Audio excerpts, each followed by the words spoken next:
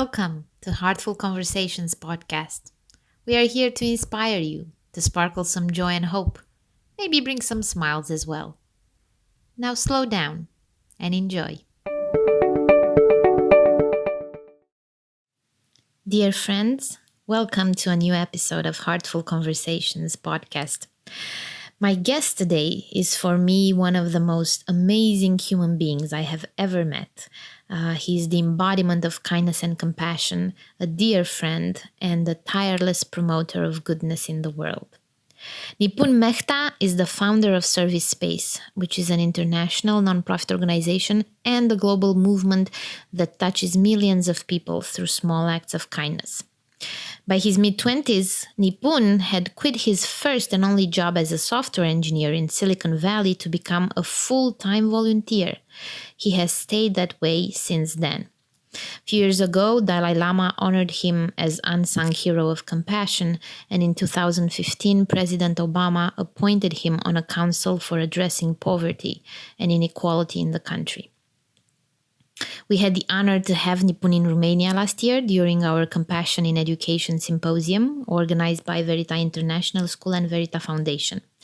And I have to say that one of the most amazing ripples for me, and some of us actually after this event, was our trip to Surat, India in December that year at one of Service Space's educators retreat, where we have felt the touching kindness and gentle compassion of all the amazing Service Space volunteers that truly made us feel at home.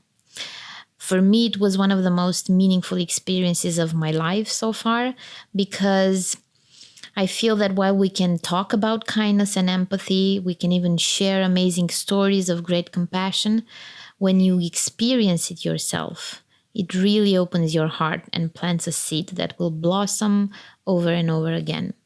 So I'm really grateful and happy to have Nipun with us today. All right. So happy to have you here with us, Nipun. I was talking earlier with a friend and saying, it's been a year since we last met when you came to Romania at our Compassion in Education Symposium. And so many people wrote messages to me on Facebook because I shared a photo from that event.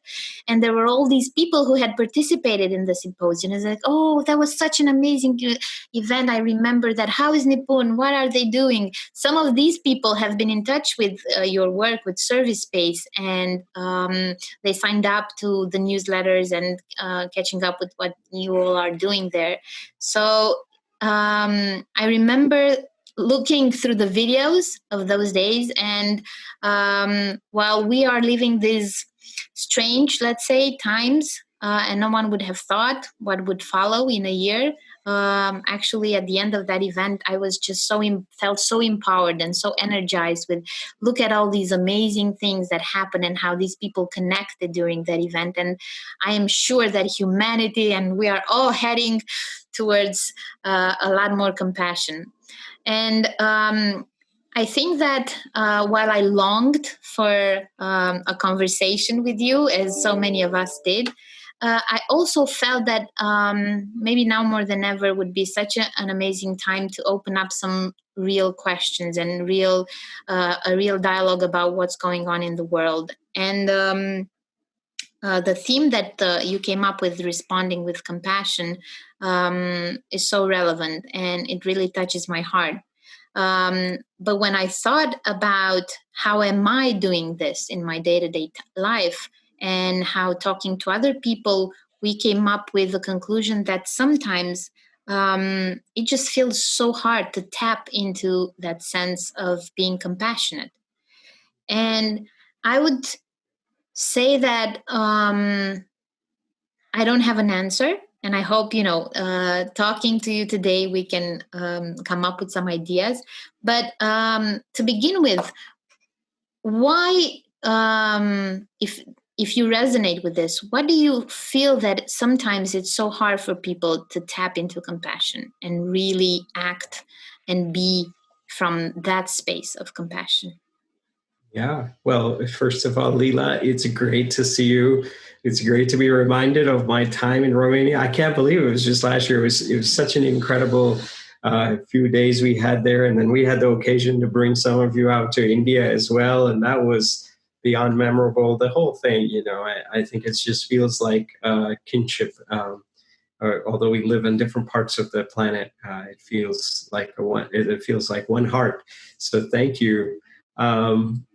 Yeah, I mean, why is it so hard to be compassionate? And I think, why does it feel even harder now, amidst all these challenges? I mean, I think the world is going through unprecedented challenges. That's one thing.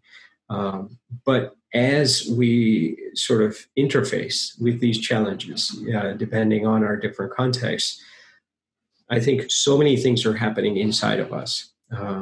For one, let's say you're angry about something. I'm in America. We just had elections. Lots of people are, you're sort of guaranteed anger on both sides of the aisle. And when your brain gets hijacked sometimes with that anger. And when it gets hijacked, you don't, you aren't operating with your best self. And I think that similarly, fear tends to do the same. So there is a kind of fear. There's a beautiful quote. I think it says there's a fear that keeps you alive, and then there's a fear that keeps you from living.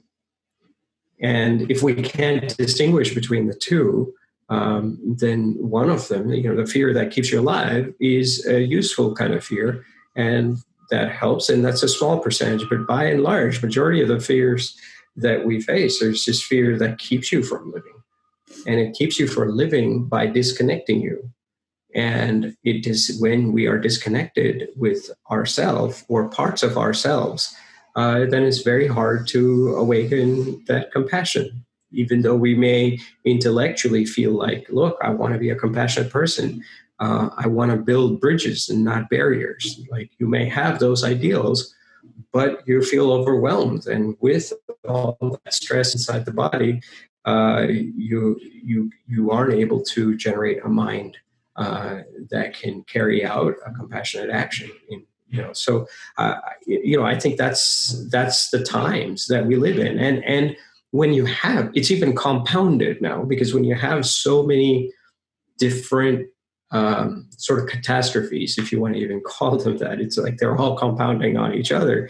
And you have, like, if it was just climate change, right? If it was just like where I live, we had a day last month where the whole sky was orange because of the fires, because of the heat, because of climate, And so when you're faced with such circumstances, we have in our area, for example, in California, millions of acres were burnt down by these fires, and lots of people were displaced, and lots of people lost their homes, and it's just a lot.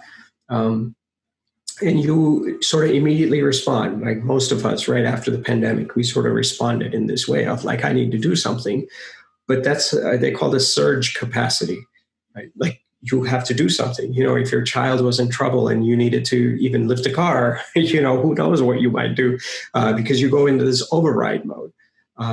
But that surge capacity then needs you to recover. And I think we are now in a time where before we recover, there's like one more thing, right? And then there's one more thing, and then there's one more thing. And the uncertainty just goes off the roof. And this makes it even harder for us we cannot just survive on surge capacity alone. Yes. And so I think that compounds the problem. And lastly, I think there's another issue of just resiliency, right? Like, when you are beyond the threshold of resiliency, everything becomes harder, including compassion. But the thing that gives us the most amount of resiliency is each other, is our social bonds, is the deep bonds. And in the times of the pandemic, that's challenged. That now we're reduced to just turning everything into a YouTube video practically, right? Like, even a Zoom call it feels very different than if we were there and you could feel into the other person's energetic and feel into the collective energetic. So that's, I think that's where it's understandable that in a context like what we have in our world today, it's hard. Yeah. It's hard to be sane, and it's even harder to be compassionate. And yet we must try, right? Like, this is the thing. I was going to get there. Yes, exactly. To the hope part. Yes, I truly agree with everything you've said. I was just thinking, we had yesterday a webinar on social emotional learning, and we were overwhelmed by the number of educators and parents who signed up for the event. We were close to 300 people during the call. And we share a lot talking about social emotional learning, about how these stress factors in our life, coming from such different domains, hinder us from being, having our fullest potential and being who we truly are, because there's a lot of fear. And so our brains, they're under attack all the time. And so resilience is one of the big parts that we share about, and how we somehow, in this model that we're trying to promote in the world with social emotional learning, with resilience, we start with the strengths that we have right now. We understand there's been trauma, we understand there's been problems, and they're still going to be there, as we know, each and every single day, and we don't know what the future also might bring. But we work with what we have right now. We work with the strengths we have right now. And one thing that I remember puzzled me when last year, when you came to Romania and you shared with us so many amazing things, was that many times I would talk to people about, the small acts of kindness, right? Yeah. And we had this idea that a person who cannot be balanced with themselves, cannot find that green zone, as we call it in social emotional learning for the kids. The green zone is where, you are focused and you are relaxed and you are happy and you have all your resources with you, your basic needs are met and everything. So you're in the green zone. So when you're not there, it's harder to give, because you need to have that thing that you're giving to begin with. And for a long period of time, I was convinced of that. Kind of like, if you don't have it, if you're not in that good place, you can't really go. So you have to start off with creating that space for people to be more resilient, to have the tools to go back to the green zone, to tackle that stress, to be more aware, to be more brave, to work with their inner problems, But listening to you last year, I had this like aha moment where, and why I had it is because I experienced it. It was what you always said, that, giving and serving is one of those resilience tools, right? That even if you're not there, like, you can be really low, you yourself can go through something really difficult in life, right? But the moment you somehow manage to connect with another human being, and that flow of kindness just comes naturally, and you want to help out, something, happens. We can even talk about it like neurological, what's going on from this point of view. Yeah. But also, from heart, something happens. And so that can be used as a tool to be more resilient and to gain more balance for yourself and more harmony. So I wanted to run that by you and see if that's something that you've noticed, and that we have all these people right now that are saying, I can't do this anymore. It's so hard. I'm so stressed. And you wouldn't think of, let me just go and do an act of kindness. Maybe I'll feel better. To be honest, I haven't seen that a lot lately. People are more like, okay, what do I need to do so I can survive and I can get through this day? And that's legit. That's legitimate to me. But what about trying this thing, trying to serve and trying to be generous? How does that work? I think it's the first thing is you have to know the possibility is there. And you have to see the possibility, and then you have to want to sort of exercise that. You have to see the benefits of it. So I think just seeing it alone is, you would be amazed. We, like, post-pandemic, I actually was in a 30-day meditation retreat in March, from the beginning of March, right? Like, so I'm going in complete solitude, me and four walls, and I come out and I realize the whole world is in quarantine, But what we ended up doing mid-March was, because there was this incredible wave of fear, and people were like, oh my God, what's going to happen? And that was what was being amplified by the media. We created a whole new portal called coronavirus. Corona is a play on corona, but corona is essentially a Sanskrit word for compassion. That, just as you had so many difficulties that were spreading because of this virus that was harmful to life, there's also this contagion of compassion that was spreading, and you saw it everywhere. You saw this Italian priest, I remember in the early days, he would he said there's one ventilator and there was a young kid and there was his life. And he says, don't give it to me, give it to the young kid. And he actually ended up dying.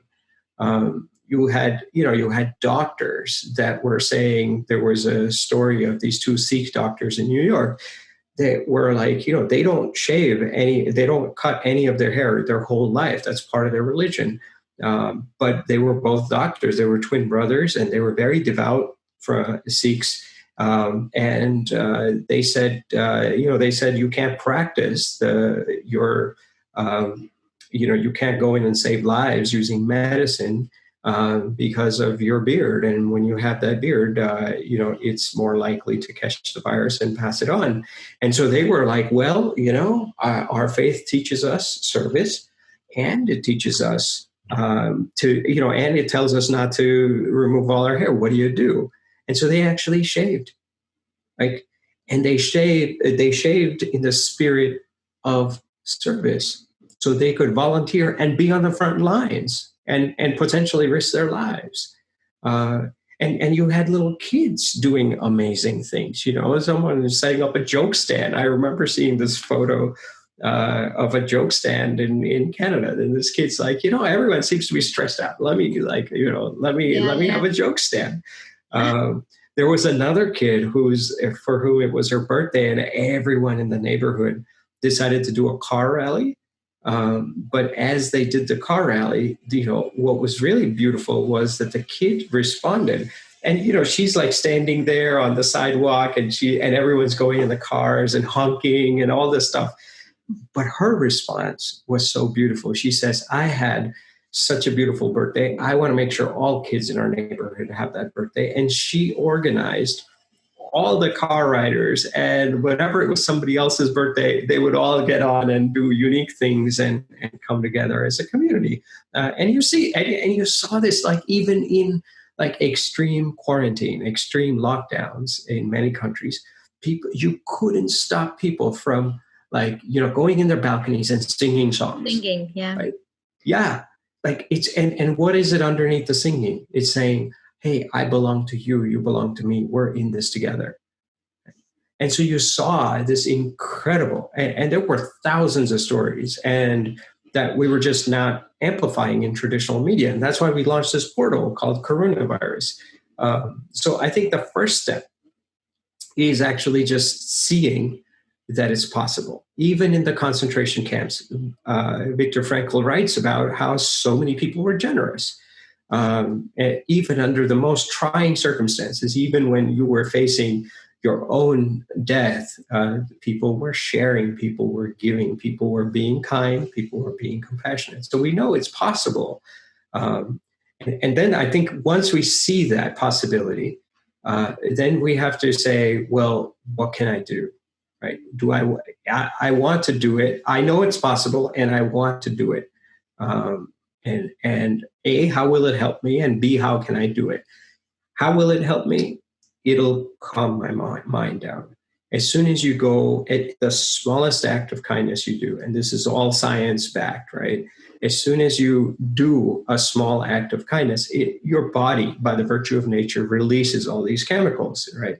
All these endorphins and dopamine and serotonin and oxytocin, and you feel like you've just had thousands of chocolate bars.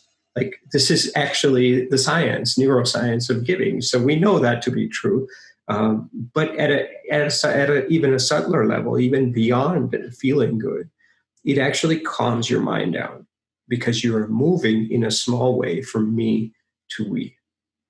And so it's almost like a catch-22 in the sense that when you feel completely hijacked and internally paralyzed, that's the time when you need to do acts of kindness more than any other time, but your mind will resist that. And so how do we start to shift it, right? And I think to do this, one of the big blocks that we have in our minds, the traditional mind, is first thing you say, oh, I don't have anything to give, right? Like, what can I give? And I think that's just looking at the world in a very narrow lens, that there's only one kind of capital. There's actually so many forms of wealth, right? So many ways to give. It's not just that you have to give stuff. You can even give a listening ear. You can send a nice text message. You can leave a nice, you can leave some food for your neighbor, or leave a flower for somebody who is in the front lines and has to risk their lives every day. There are so many different ways, as Rumi would say, 1,000 ways to kneel and kiss the ground. But we have to start to open that window in our own heart, and not just look for the traditional sort of, this is money or this is stuff.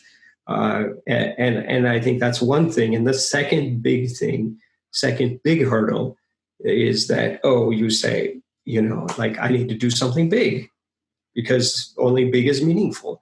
And we have this in our heads, we say, yeah, well, small acts of kindness, I can see it's good for me. I can see all these chemicals are released. I can see I feel good. I can see my mind is stable, all that. I see all that. But what difference is it going to make? This is like nothing. There's so many giant problems in the world. And I think that's a big trap that your mind sets for its own self, because it doesn't want to do it. It wants to continue to wallow and spiral further down into its own patterns. And we have to resist that and say, look, in a connected world, it's not just about linear change. It's about a non-linear change. It's about an exponential change that can happen. One small thing creates a domino effect, and the whole matrix is different. So we have to sort of live into that and say, yeah, I'm doing this act of kindness. It's in multiple forms of wealth. I'm exercising. I'm giving. I'm being creative. I'm calming myself down, and I'm triggering a ripple effect. I don't need to get a Nobel Prize for it, So I think these are all the ways in which our mind sort of wants to stay in its own status quo, and we have to find the courage to turn it around, even if in a small way, even if it's just one act today or one act a week. But going that extra mile, I think, helps. And of course, the community, that's ultimately the solution to all this, that as we do this, we will create a community, and that will be the ultimate resource for us to be resilient. So when you're not in the green zone, it does take effort, it takes courage, but I think the biggest thing is to just see the trappings of the mind, and not allow that to spiral it. It's not a static thing. It's either going to spiral you further down, or you have a chance to come out of it. And both of those can only happen with your permission.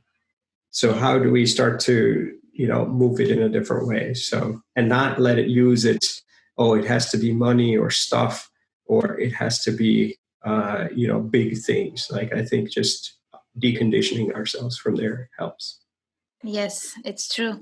It to me, a lot of the things you've shared take me to connection with ourselves, because it takes a lot of self-awareness, and I think also self-compassion to be aware of when the mind is playing those tricks, but also in this isolation that's become so obvious right now, for me, it has become even more critical that we connect with each other. Like we've taken so many relations maybe for granted, and now that we haven't seen each other in such a long time, we realize how much we long for that connection. And this is a tricky dance nowadays between, the fear and everything we're going through, and still wanting to connect on a deeper level. And I remember there was this a funny situation where my son is doing online schooling, and from time to time, because I used to work at his school, I used to teach social emotional learning, and one of these days, one of the teacher had something to do, and they asked me if I can replace them for that class, and I said, yeah, sure. And I gave up the whole teaching part because I really wanted to go deeper with training teachers in social emotional learning so they can reach out to more children. And that day, spending that hour with these kids online, I just reconnected with that joy of being with kids, that I decided consciously that I need to move further so that I can reach out to more children, in fact. But I missed so much being with the kids and to connect with them. And the one thing I realized is that for a lot of parents nowadays, being working online from home and being so stressed, and those moments when we can truly connect with our kids in that playfulness, for me, that 1 hour was like, I don't know, days and days of maybe the retreat you were talking about, like a silent retreat, because that's something that's meaningful to me, connecting with kids and with playfulness and all of that. And all of a sudden, I realized that if we can find something to connect with that brings us joy in whatever way, we can start from that part. For many people, telling them, no, do an act of kindness or do that, kind of forced, let's say, it doesn't work. And so when we had a meeting with teachers, and they're like, whatever works for you, because in the same way the mind says, but I need to be a good person, I need to share, I need to, and they are intrinsically good, but when the mind plays you that trick of, I need to be the good student or the good son or the good, you do it from a different place and it doesn't work. Yeah. So we're like, do something that brings you joy. And I said, for me, it was being with those kids. So I decided every week to do that. I asked for the school principal, I need to keep this weekly because it's my thing. It's what brings me so much joy. And for the whole week, I'm like energized, and so we ask the teachers, find that thing, find that one thing that you can practice weekly, so that it kind of feels like you open up. Like, even I could say, like in this heart area, it just feels like it opens up. And after I finished that class with the kids, I was like, yeah, okay, we can do this. We're going to go, and even if it lasts for like a day or two, because then reality hits. But it's something that in the moment, it just really helps you go through the day. So the acts of kindness, the kids were actually the ones, I didn't even have the intention during one of the class to bring this up. And so we were talking about how is it now, being at home and online schooling and all of that. And they started sharing and all of that. And I read them a story. And in the story, there was this kid who didn't have many of the things they have normally, right? And some of them know about these things. They've heard them before in school. But one of the girls, during the call, she's like, Lila, wait, one second. I'm saying, okay. And she disappears. And then she comes back with a pair of shoes and with a blanket and the book. And she comes and says, I have these things in my home, and you know what? They're so old and the blanket is torn up and I don't use them anymore. We could give them away. And then all of the other kids are popping up and saying, and I have looked, and they all disappear from the screens. Like I was supposed to keep them there, right? And they all start disappearing. Even my son, who's in the next room, because he's in that class. And he goes and like, they come back with these toys. Like, I have this car, I have this thing. And like, we have these things and we can give them away. So it was just so amazing. So I asked the parents to put them in boxes, and so we can take them somewhere. Wow. So kindness comes from unexpected places, but it comes from that green zone, as you say, from that place where, you're joyful, you can open up a bit more. So nowadays, how do you feel people can do that? How do you do that? Because you're also, while you are in contact with Karuna, right, with all these amazing stories, you're also, I'm sure, with Service Space in contact with all these really difficult situations people go through. Yeah. And Yeah. how do you do that?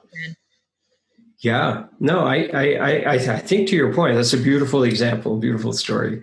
I think to your example, I mean, even just using that as a model, right? Like you said, okay, well, I feel very isolated, and you used a circumstance, and you're willing to take a chance and be creative, and you did something out of the norm, which was volunteering. And when you go and do that for your son's school, you realize, wow, it actually nourishes me a lot more. And I think that self-care is very necessary. That if you are so completely out, if you have no inkling of the green zone, as you say, then you're not going to be stable enough to be able to create these virtuous cycles even inside of you, let alone outside of you.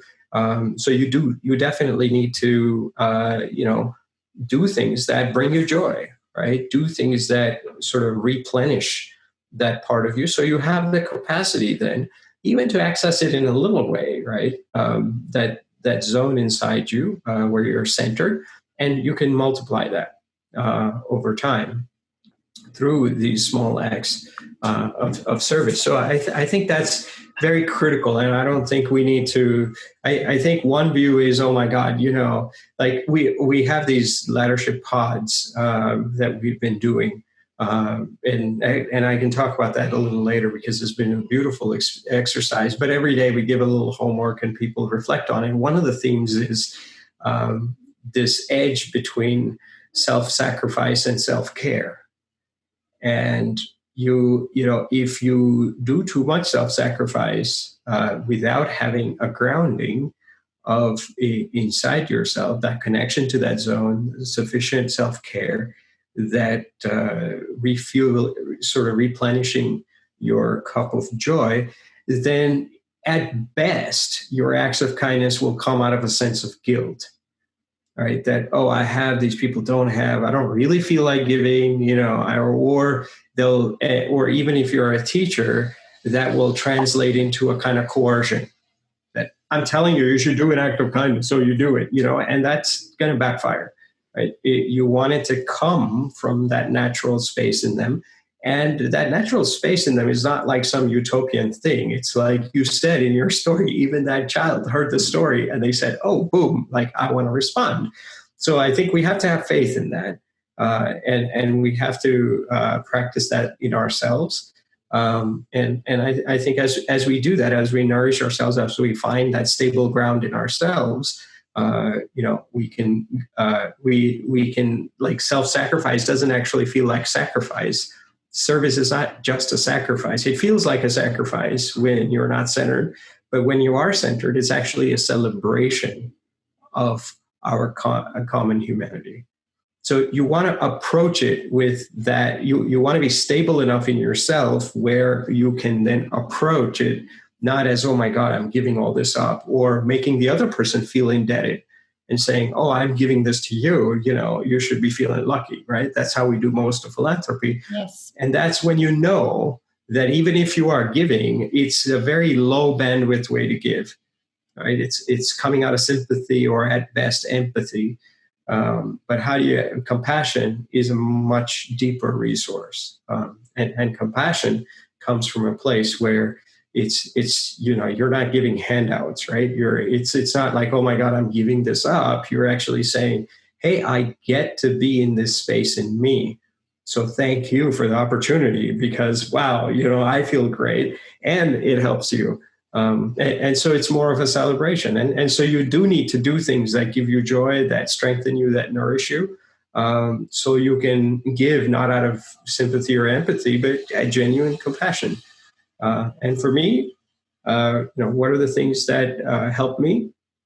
I think meditation is a great practice that helps me, especially if things are super turbulent. I think community of good friends is something that really helps me. I think stories of good, right? When your faith starts to dwindle, you're like, oh my God, there's so many giant problems in the world.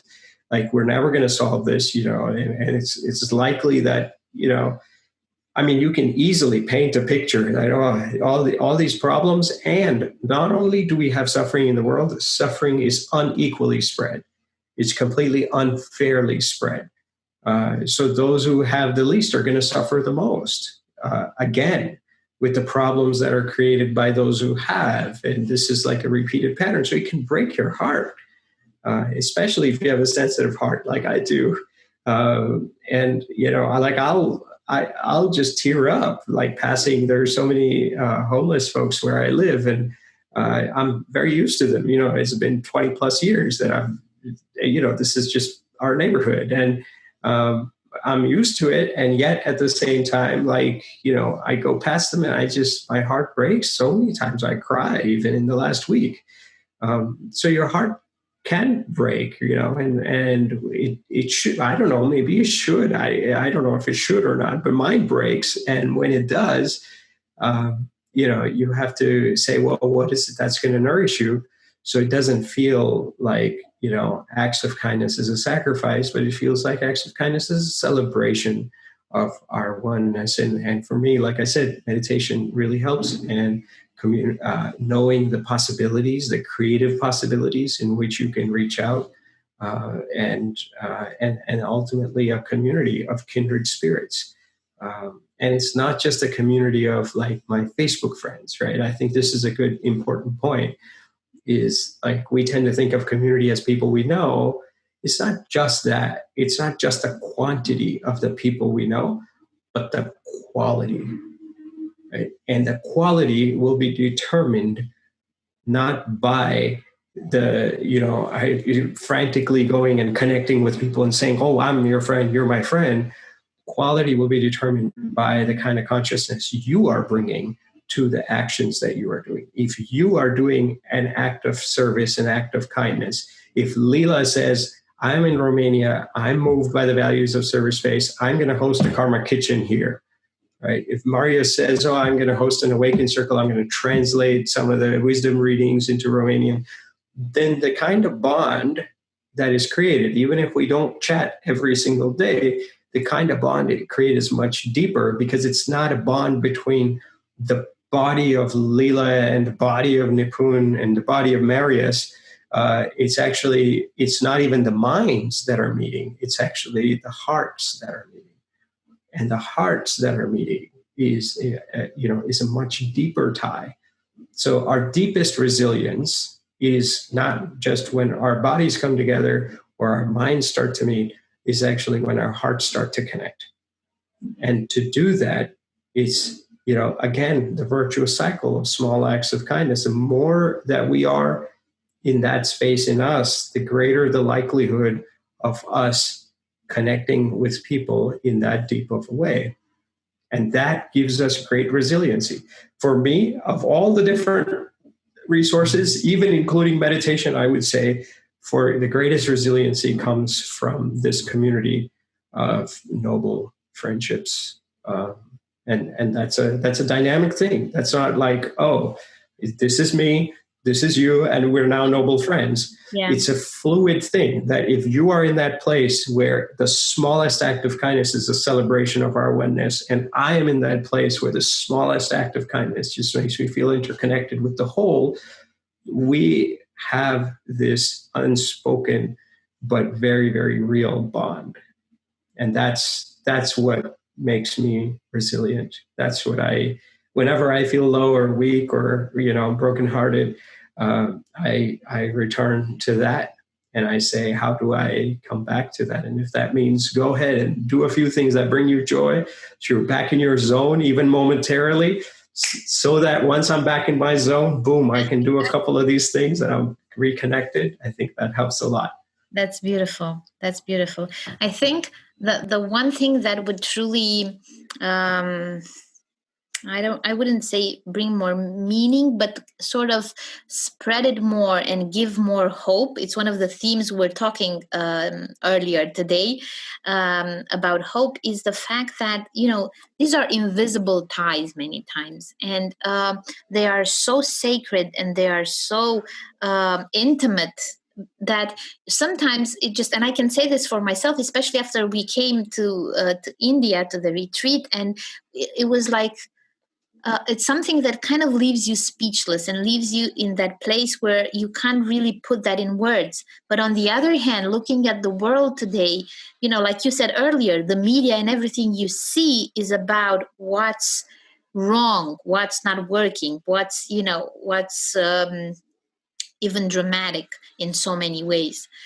But there isn't so much focus on these stories. Like you guys are doing this amazing job doing this and putting this out there in the world, and I think this is the part where we're not, talking about being enough, but we're not putting enough effort into putting these stories out there, to have, because whenever I meet, like even here around the blocks with people, when I do this as an exercise and asking how you've been, and of course these days the dialogue is also always about, this happened or that, and it's so sad and it's so worrisome and all that. And I pop in, like in a very subtle way, something like, but did you hear about that kid who went or whatever did, kind of like, or I tell them the story with the kids in my class. And for a moment there's some sparkle, something, but the mind, the negative bias goes back to, yeah, but this doesn't really help anybody. And it's like all the things you said. And I'm thinking, it's amazing. Like, I don't have an agenda. I'm not trying to change their minds on the spot or to whatever, but it's amazing to see that it happens all the time. Like, we go back to that part that's not working. And I was like, what's contributing to that? And okay, we know this, like from neuroscience, that we have the negativity bias. But on the other hand, I open up any news channel or any, on internet, and it's there in your face. And like, what would it feel like and look like to have these other stories out there, but like really have them out there? And I know it for myself, that because I take it as, don't put those things out there like, wow, what an amazing thing you've done or we've done as an organization or as a community, because that's, kind of like being selfish or being, arrogant and all of that. But on the other hand, I'm thinking, how do you balance, these parts so that people are still connected to the goodness and to see that goodness, because as you've mentioned, we take resilience from these noble friendships, from these ties, from these connections, from this experience we've had together. But we don't really, I didn't share this like out there to kind of like, this is possible. Do you guys remember Nipun when he came to Romania? All of those things that he was talking about on the stage, we lived them. I was there and I was showered with kindness and, from these people that I never knew. And it was like brother and sister from first time we shook hands, or, we didn't shake hands. We hugged each other from the beginning. So that's real. You can touch that. You can taste that. And people start to lose trust and hope that this is real. And maybe it happens because we don't really put these stories out there. So I want you to tell me a bit more about the pods and everything you guys are doing now, because that's something that I would want to do more also. I want to learn how you guys are doing it. Yeah, well, those are, I'd love to tell you about the pods, but also I think you raise an important point, is that there is such a strong negativity bias that in the mainstream media. And a lot of people look at, like, if you're telling a good story, or even if you're, doing it as a system, they'll be like, but no, people are not like that, actually, like that's not real. And we do this with everything, right? We tend to look at, we just call it unrealistic.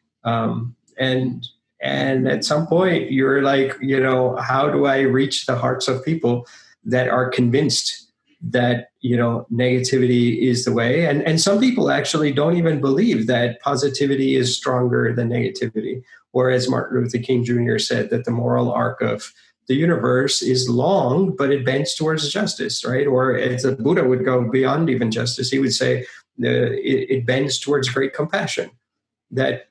So a lot of people don't believe that. They believe that, look, there are those who say that, our tendency is to be selfish, and that selfishness is stronger than the love. There are those who believe that, that selflessness is good. It's the celebration of our oneness, but that's very long term. So it's very utopian. And so you're like, yeah, keep doing your small acts of kindness. And then, 8 generations later, that'll be great. But I have real problems right now. And I think neuroscience is changing a lot of that. And we're seeing, some of that. But you say, well, how do you reach those people who are so entrenched in that kind of a worldview where they've lost faith in the power of the good, where they are even doubting its efficacy as a possible solution, where they're saying that, yeah, this is like very lopsided, like just as the bad is lopsided, but like the good is lopsided. But we know it's not, because 99% of the media is not focusing on the good, right? Like, so how do you hold all of that? Like, it's messy, it's complicated.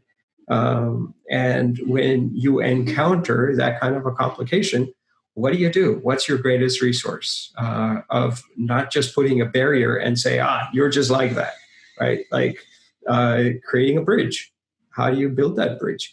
And what's the greatest resource for that? And I think, at least in my practice, I think our greatest resource for that kind of a situation where someone is just convinced that this is utopian, it's not real, this is too much long-term, or that, it's not, so like there's no such thing as good even, right? Like if you encounter all or any combination of those things, I think the greatest resource we have is who we are. That your embodiment of the good. There were so many people before Gandhi got assassinated. There were so many people that tried to assassinate him. And they would come and they would even have chats with him, and they didn't. They couldn't. It's not to say that, the guy who finally did it, Godse, he did it. He came. But Gandhi's faith in nonviolence, in virtue, in goodness, was so strong that he knew that there were it's a country of like hundreds of millions of people. No one is going to agree with everything you're doing, right? That's impossible. And yet he didn't have any secret service. Everyone knew that if you want to get to him, it's very easy. He goes for these public prayers every day at 6 p.m. That's what Godse ultimately did. But what is the inner state of this person who says, not only do I believe in nonviolence, not only do I believe in the good, but I'm willing to double down on it so deeply, and that if someone comes and assassinates me, as many people have tried, they change their minds by the virtue of who he was. Because he wasn't trying to harm anyone. He was just trying to build bridges with everybody. And when you do that and you say, okay, well, there will be that one person who's so hijacked that their hijacked mind is going to create harm in the world. And Gandhi says, look, even then, I'm just going to bless. It's you do what you need to do. I'm going to do what I need to do. And what I need to do is bless. What I'm capable of doing is sharing goodwill. And so the guy who put 3 bullets through him, the last 3 words from Gandhi's mouths were those of blessings. He said the name of God, Ram, Ram, Ram. Those were his final 3 words, to bless. And he was not afraid. He didn't have an army of people protecting him. He says, you do what you're called to do. I'm going to do what I'm called to do. And I think underneath that, it's not that he didn't care to convince other people. It's just that he knew that the deepest way to convince other people is through embodying those values. And so for me, the question always becomes, well, how do I be the change?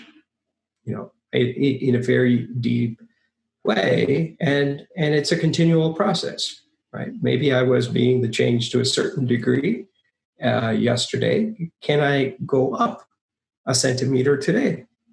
Can I go up a centimeter in the next week? And if I can, not only will I feel good, but that person who is trying to create that tug of war ideologically, right? Like it's like they will know. And there's science behind this kind of research too, right? Adam Grant at Wharton says that there's 3 kinds of people: givers, takers, and matchers. So givers just give, takers just take, and matchers are in between. So they will be nice to people who are nice to them, and they will put up a boundary with people who are not so nice to them. So he says in any given ecology, you have these three kinds of people. Now, imagine, forget about, Adam says three kinds of people. I would say three kinds of mindsets, because we all have giver mindsets, taker mindsets, and matcher mindsets. I certainly do. Yes, right? yes, true. So now imagine, Leela, I meet you or anybody, right? And if I'm in a taker mindset, do you really want to stay connected to me forever or even down the road? Whereas if I'm in a giver mindset in that moment, you'll be like, oh, I liked his smile. I liked the sincerity with which he shared. I liked how he listened to me. I liked how he cared for other people. I liked the kind acts of kindness he told me about. I liked how when I dropped my pencil, he picked it up. Right? Like you may not rationalize it in that way, but there's this kind of recognition of that immediately. And that bond, we have to have faith in that bond, even if it takes a long time to sort of germinate into a harvest for the world, into change in our systems. And so I tend to operate, for me, like that's the core at which I go. And I say, look, yeah, just be the change ultimately. There will be those who intellectually agree, disagree, who think this is utopia, who think this will take too long, all that. And that's great. But, and Adam's research shows that even in a very tangible way between givers, takers, and matchers, we now live in a world where we have so many dormant ties, they call them. So these are like active friendships and then inactive, right? Like who can keep up with thousands of people? So when you hear from a dormant tie, or when you reach out to a dormant tie yourself, the likelihood of that connection being a useful connection. So let's say you're out of a job or you got laid off, and now you want to go to your LinkedIn network and you want to see if anyone can help you find a job. Right? That's a reasonable thing that everybody does. Now, if you have been a giver, your capacity to activate a dormant tie network is way higher than your capacity to be a taker. And that just makes sense, right? If I hear from a taker, I'm like, okay, I'll see, maybe not. But if you have been a giver, like who doesn't want to be around givers, right? Like who doesn't want to be around kind, compassionate people? So why don't you just be one and then trust in the process? So for me, I think that's the greatest way. It's not intellectualization or debates or whatnot. It's like, great. If you believe in dystopia, then go right ahead, like believe in it and hang out with those people. And maybe that suits your needs for the moment. For me, I have seen that the deepest connections I have and the connections that nourish me and are, create a virtuous cycle of goodness have been those that are rooted in this place in me. So it's this is, and I feel like this, to your question about the pods that we have launched, which kind of emerged in the context of the pandemic, because now you couldn't do anything offline. And so the core question, and I think this is a question that no one really asks, because we don't really know as a mainstream how to create this. And the question is, how do we cultivate deep ties? Facebook doesn't have an answer, right? WhatsApp, Instagram, none of those things have an answer. Most of the virtual world, like you get 1,000 people on a Zoom call. And I've done these talks recently as well. And I mean, we all like have these kind of Zoom calls that we're on, whether you're speaking or listening. And it's like, how deep how deep is the connection? Not very deep. So the question is, how do we make sure? And this pandemic is still here. We still don't have a vaccine. Even once we have a vaccine, there's going to be all these different challenges. There's going to be distribution of vaccine. This is going to be a while. Now, while we go through this process and how it alters us, perhaps in irreversible ways, because it changes the habits, and we're all creatures of habit. While it's going through that process, how do we ensure that we don't crowd out deep ties? Right? How do we make sure that a generation of kids don't just grow up saying, oh, friendship just means this, flimsy kind of connection that you have virtually, and that when you don't like them, you just hit defriend. Yeah. And that's it. So how in these constraints, with these lemons that life has given us, what is the lemonade that we can make? And I think that's a deep question that we ask. And so for us, that resulted in these pods that we've been doing So pods are essentially, we call them, initially started as laddership pods, and because so many people wanted to come on and join and dive deeper. But we've actually created a whole technology platform that supports this kind of a deeper tie, which we have a lot of practice in. You experienced it in Surat, right, in India, but you also experienced it in Romania when we were there.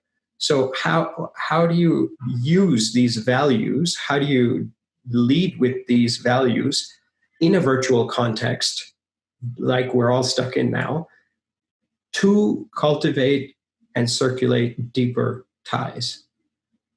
And as we do that, I think we create more sacred spaces. And in those sacred spaces, you support people in awakening that compassion. And that compassion over time has a ripple effect. And as more people embody those values, I think you seed a very new possibility in a very concrete, material way. And if there are people who are not willing to do that groundwork, if you don't have the soil, you can't expect good harvest. And so I think right now we have a lot of people who are just looking to pluck fruits, but very few people trying to tend to the soil. And the problem is that we don't have the right soil. And so this is a call, like ladder pods is in a way an invitation to tend to the soil.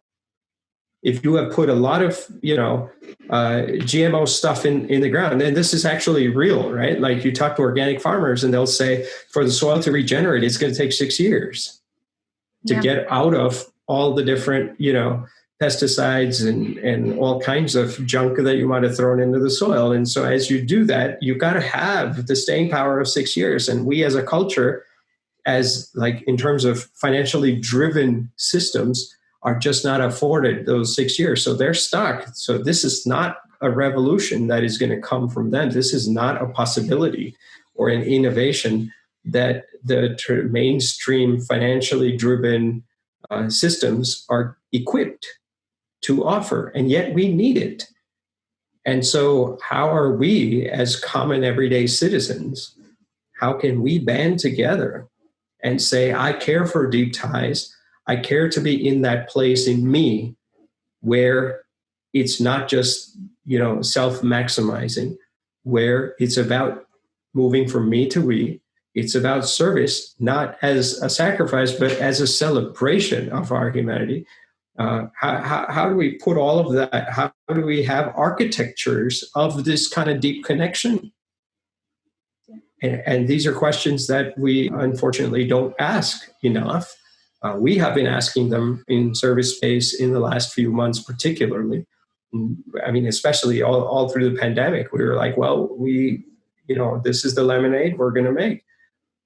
And I think it's so necessary because it creates a different soil. Yeah. And a lot of the people, because I really like this shift from me to we, and I still have that bracelet from India that was me, and you turn it around and it was we, and I keep it. That's very dear to me. And I know that through this pandemic, because of all that feels threatening, people start to kind of like, okay, I need to be safe, me and my family, and I need to make sure that we have what we need. And you can get into that focus of me and my family and nothing else, right? You get into that survival mode, so to speak, and to move from that to make that other step, what we noticed is that people need kind of like the context. This is how it felt for us. We organized these, we had these meetings with parents or with educators to bring together in a space where a lot of them would just say, even if we don't do anything specifically, but we're just together here and sharing how it's been for us this week, it just creates more safety. Like I feel I can slowly feel like this is not so threatening.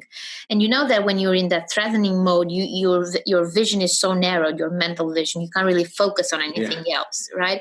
So that our intention was sort of like, how can we make that, shift from that narrowness to a broader, more spacious place, so that then people would by themselves start asking, like we were coming from this perspective of, we're here to offer this support, and this was really our intention. We were really happy, and it was good for us as well. But then slowly people were asking, after a few meetings, we're asking, but you guys are also a foundation, right? And do you have, families who are in need, or they need something, or can we help out with something? And it takes that trust in the process. We also always say it's a process, that trust, that and that patience. We're so looking for that quick, feedback loop. We want to see the results now. We want to see something happening now. And that's something I've been struggling a lot with, working in a nonprofit organization, especially in the beginning when we were working with children with cancer. And for me, it felt like, life and death. It was not a matter of, you can't tell me to be patient. This is a life and death thing. And because of that impatience, I became very restless and very not rude. I wasn't rude, but I was very assertive, and a bit on top of that with some of the doctors or somebody from the hospital, because I would see things that were not right. And, I couldn't tap into that. Okay, let me see what's beyond that and what that person is going through to begin with. And so what happened was that we got kicked out from the hospital, and we're going there to play with the kids, right? And to have fun with them, and to bring some joy, and to bring some laughter. And my restlessness and my lack of patience resulted in, okay, you can't do this. So we lost it completely. And that was a big lesson for me in patience, because you wanted to see those results. So it's the same, I feel, with people these days, where you just want this to end. You can, when is it going to end? I can't stay in this any longer. And so we start doing things that are not healthy for ourselves or for the others, and creating these places, like you guys have also created, the pods and the all the leaderships and everything you're doing, all the amazing things you're doing, is to this is how it felt for us, to create this place where, okay, let's bring ourselves here. Let's bring who we are, as you said. We know we have all these layers, all these weeks, all these months have put all these layers, but it's safe to be here just as you are. And an amazing thing happened. So to me, the part of the answer, besides, trying to put these stories more out there and have more of these, in balance with what the media is doing, is just creating these spaces where people can be like that, even if they are on the online, because this is what we're dealing with now. I think you're absolutely spot on, right? I think you can, the negativity bias of the mainstream media, which I think is 99.9% of what we consume, is no good. And sure, you need a little bit of positivity bias, but ultimately positivity bias is also not the solution, right? Because let's say you had a flip side, that also doesn't serve the purpose. So I think the key word you said for us is context, right? That if you, and you saw this even at a place like Karma Kitchen, where, we had, when we did it in Berkeley, for example, there were lots of media stories, and a lot of people were thinking and questioning also. It's like, if I go to Karma Kitchen, for those that don't know, this is a restaurant, a pop-up restaurant run by volunteers, as you've had in Romania as well, where, someone walks in our case, as a regular restaurant going person, and they get served a meal, and at the end they have to choose whether they get to choose, and they are trusted to choose and pay whatever they feel like paying for the person after them. Their meal is a gift by those who came before them, and they get to choose to pay forward for people after them. Now, when you are in that, when you're given that choice, are you going to give out of guilt, or are you going to give out of gratitude? Because you can't give out of guilt. You can say, well, at this restaurant, usually it's like X amount of dollars. And so I'm not a taker, I'll just give, if it's $20, I'll give my 20. Or maybe you're like, these guys were volunteers. They kind of do this. It's kind of nice. Okay, I feel like I should give a little bit more. And to us, that doesn't serve the purpose, right? Like that's maybe that sustains the experiment in some way, shape, or form. But really, we want as many people as possible to really tap and access this space of gratitude. And so, how do you do that? And all the research is not going to really show you. They're just going to calculate the numbers. They won't know how many people are. It's like if your cost is $700 and you make 1,000. They don't know if you're making 1,000 because you're tapping into the guilt properly or you're actually generating gratitude. But you can feel the vibe, right? Even the event that we had together, the first symposium that you had hosted, you could feel it. Everybody could feel it. I mean, it was not like it was not a secret. It was not like some of the cheerleaders saying, "Yeah, I feel." It's like people were doing unusual acts of love in that place, unusual acts of cooperation. They found a deeper self. And I think it happens because of the context. And the context is where, there was a Japanese farmer and he used to grow apples on his farm. It's actually a beautiful story. I won't go into the full story, but when you get his apples, people would go all over the world, rather fly in from all over the world to access his apples. Why? Because they tasted amazing. Why did they taste amazing? An example of it was like you cut his apple in half and let's say you buy an apple from the store and you cut that in half. The one you buy from the store is going to go black soon. His apples never went black. And you say, "Whoa, how did you do that?" And he says, "Well, it's because my apples have antioxidants built in. So when the oxygen from the air comes in, these antioxidants protect it from going brown." And you're like, "Oh, how did your tree do that?" He says, "Well, my tree didn't do that. The apples came from the apple tree, but the apple tree had all these roots, and the roots were connected to all these other roots. And by all these other roots, he meant that he did not have rows and rows of apple trees. He had apple trees with other people, with plum trees, with all kinds of other weeds even, and it was all like a forest. You couldn't even tell he was growing apples here. But because he had this rich diversity and because underneath the surface they were all talking to each other, he would say, and he practiced this thing called do nothing farming. So he would put no pesticides, he would never take any weeds out, no fertilizers, and in that, and no even plowing on the field. And when you do that, you don't have a monoculture, you have a polyculture field. And that polyculture field, it's an apple, just like you get another apple, but it tastes so different.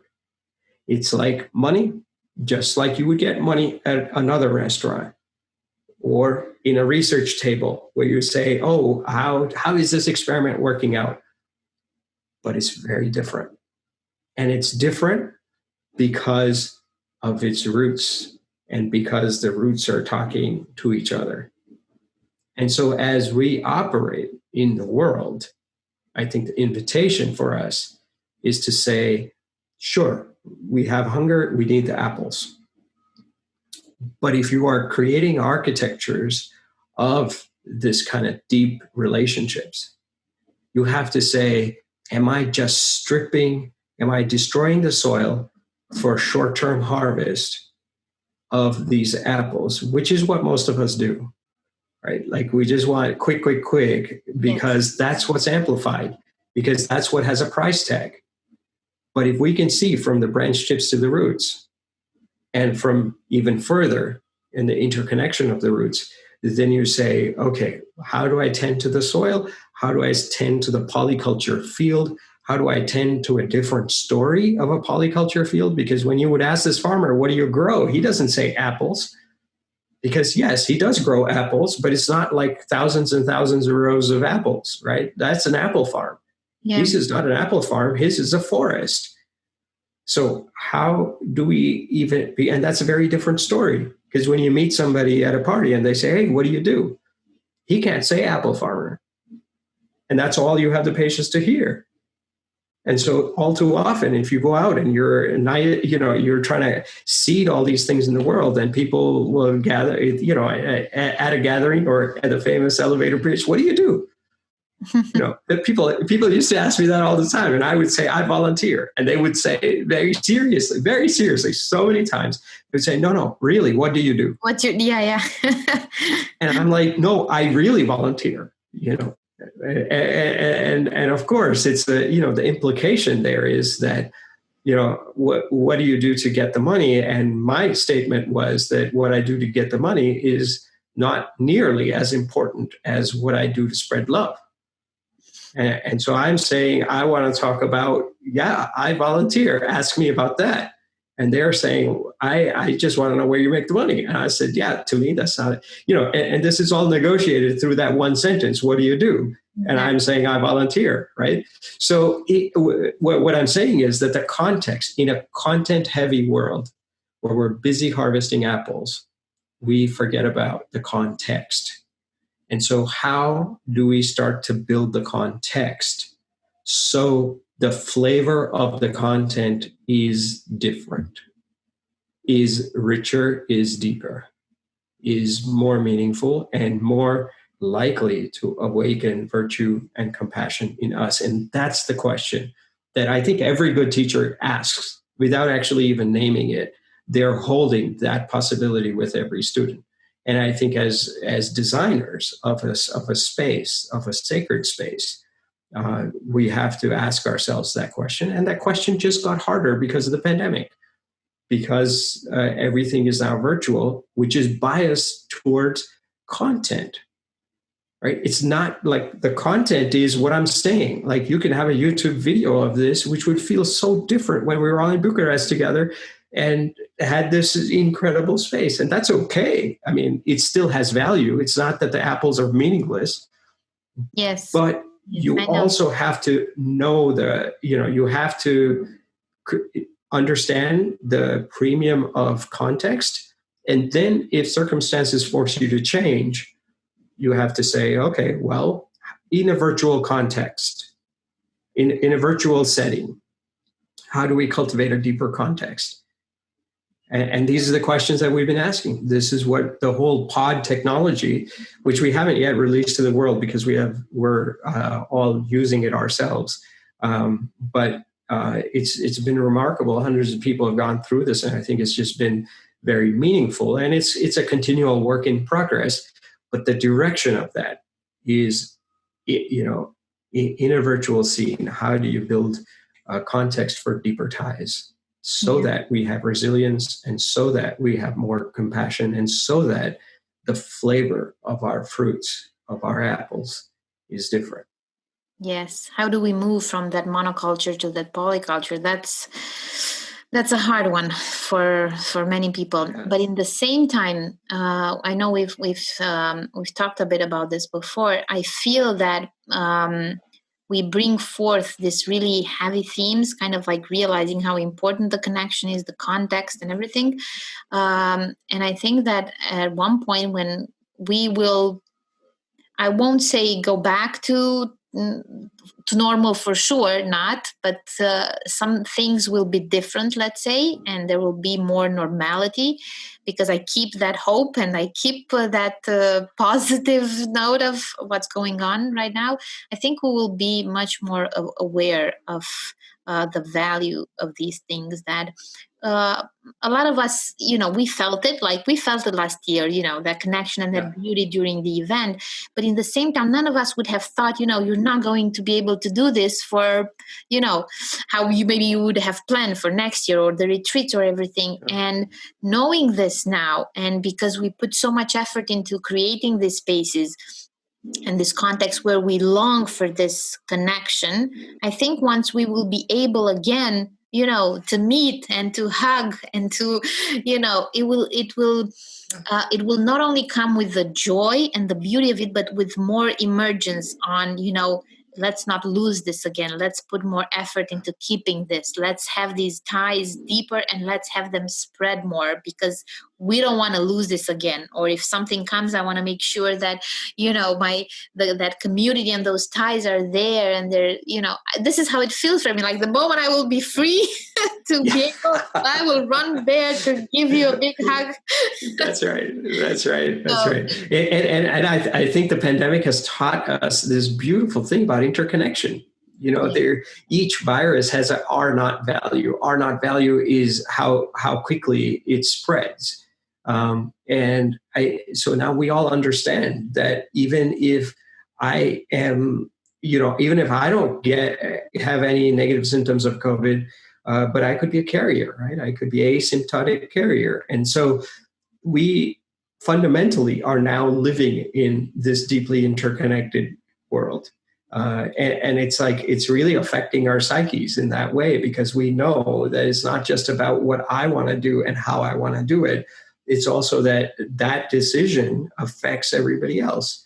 And so how do you then, it's a small flip from there to say, we know the R naught value of COVID-19, but what is the R naught value of compassion? Yeah. And how do we, can it spread?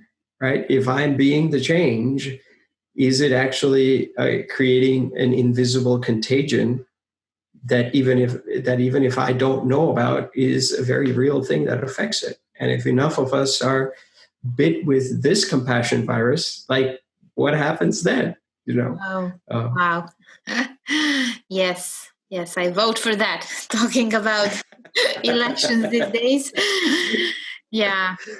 It's we'll get there. I'm sure we will one day. But there are some really valuable points that we shared today, and things that I already believed in. But it's so beautiful to have them reinforced. And reminders are always good, because we lose focus these days many times on what's truly relevant, and it's normal and it's okay.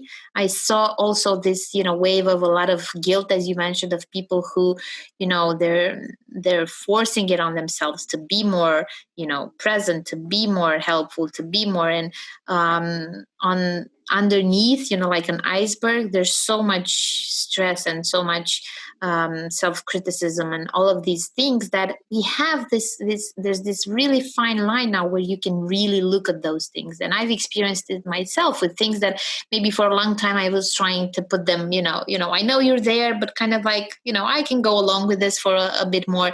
And now, because they just came like this, it was a matter of choice. I need to look at this and let it out there, and but it's that fine line of no, I'm going to still push it back there. You don't exist. There's no fear. There's no, I'm going to fight this. I'm going to do this.